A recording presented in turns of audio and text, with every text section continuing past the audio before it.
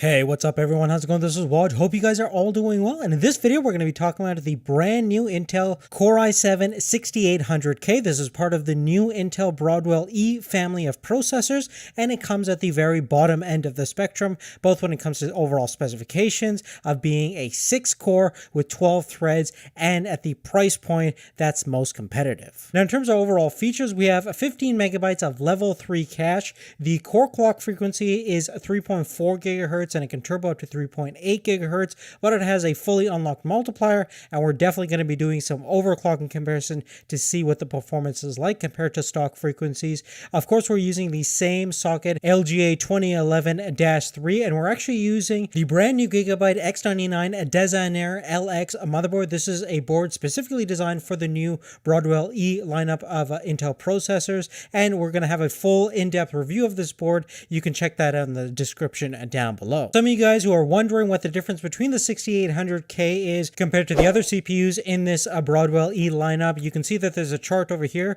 Basically, we have a 6-core chip compared to some of the other processors, which are 8 and 10 cores. We also have a lower frequency compared to the 6850K. Additionally, we only have 28 lanes of PCI Express compared to the other processors, which have 40 lanes. Of course, the big appeal of the 6800K will certainly be its price point.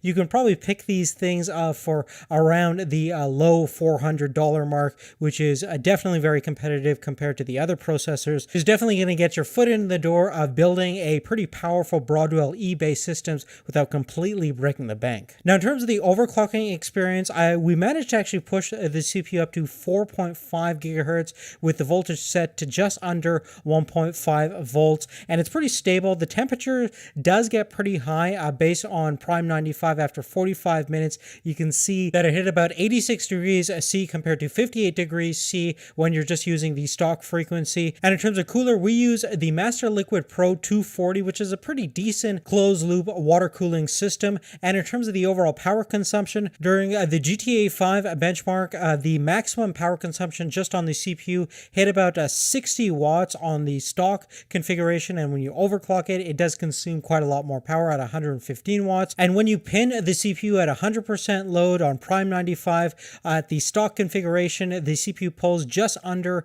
100 watts based on our measurement, and the power consumption does definitely go up drastically when you're overclocking it, as you can see at 179 watts. Now moving on, let's actually talk about the performance results between the stock and overclock settings. First, taking a look at Geekbench 3, which is going to isolate our single core and our multi-core performance, and as you can see right now, pretty big difference between the stock frequencies and the overclock setting set to about 4.5 gigahertz, both on the multi-core and on the single core perspective. And same results kind of goes for Cinebench R15. We can see that we get just over 1,000 points on the stock frequency of about 3.4 to 3.8 gigahertz, and when we overclock to 4.5 gigahertz, we get 1361 points based on this test. Furthermore, for people that are going to use this processor for multimedia applications such as After Effects, I basically render out the same project on both the stock and overclock settings, and I got about 14% performance bump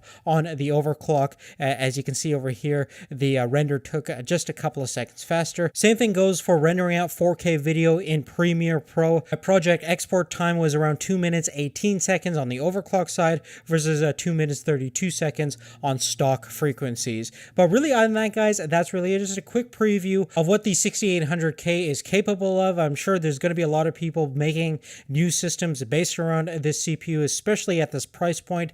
I think it's going to be a pretty popular system for people that like to do a lot of multimedia based applications as well as gaming. The big question will be, is this worth getting over the 6700K, which may only have 4 physical cores, but could give you an edge up when it comes to specific gaming performance, because each of those cores are clocked quite a lot faster, especially if you're going to overclock. So we're going to have that exact video coming up very, very soon. Check out the link in the description if it's not out already. But other than that, guys, that's really it. Give us a thumbs up if you like this video, and thanks for watching. Take care.